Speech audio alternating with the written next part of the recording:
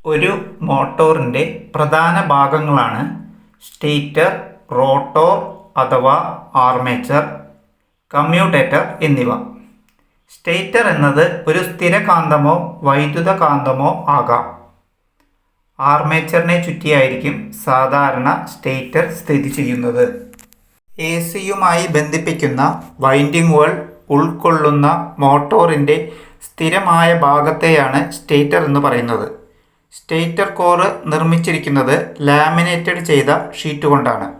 ഇത് cast steel കൊണ്ടോ rolled steel കൊണ്ടോ നിർമ്മിച്ചിരിക്കുന്നു.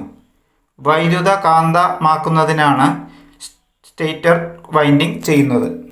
മോട്ടോറിൻ്റെ വിവരങ്ങളടങ്ങിയ നെയിം പ്ലേറ്റ്, മോട്ടോറിനെ എടുത്തു മാറ്റുന്നതിനുള്ള ലിഫ്റ്റിംഗ് ഹുക്ക്, കണക്ഷൻ കൊടുക്കുന്നതിനുള്ള ടെർമിനൽ ബോക്സ് തുടങ്ങിയവയെല്ലാം സ്റ്റേറ്ററിലാണ് ഘടിപ്പിച്ചിട്ടുള്ളത്.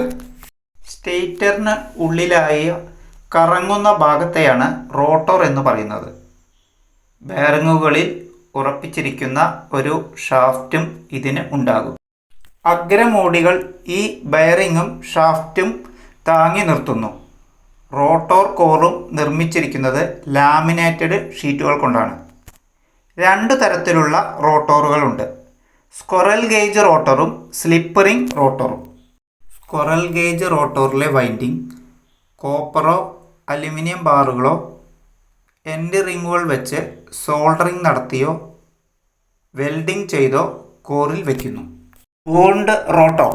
സ്ലിപ്പ് റിംഗ് മോട്ടോറുകളിലാണ് ഇത്തരം റോട്ടോറുകൾ ഉപയോഗിക്കുന്നത്. ഇതിലെ വൈൻഡിങ് വയർ ഉപയോഗിച്ച് ചെയ്യുന്നു. ഈ വൈൻഡിങ്ങുകളിൽ നിന്നും കമ്മ്യൂട്ടറിലേക്ക് കണക്ഷൻ കൊടുത്തിരിക്കും. കാർബൺ ബ്രഷ് വഴിയാണ് ഇതിലേക്ക് പുറമേ നിന്നും വൈദ്യുതി കൊടുക്കുന്നത്.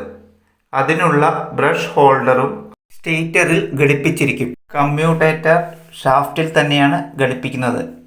കമ്മ്യൂട്ടേറ്ററിലാണ് വൈൻഡിങ്ങുകളുടെ അറ്റം സോൾഡർ ചെയ്യുന്നത്. സാധാരണയായി കൂടുതലും ബോൾ ബെയറിങ്ങുകളാണ് മോട്ടോറുകളിൽ ഉപയോഗിക്കാറുള്ളത്.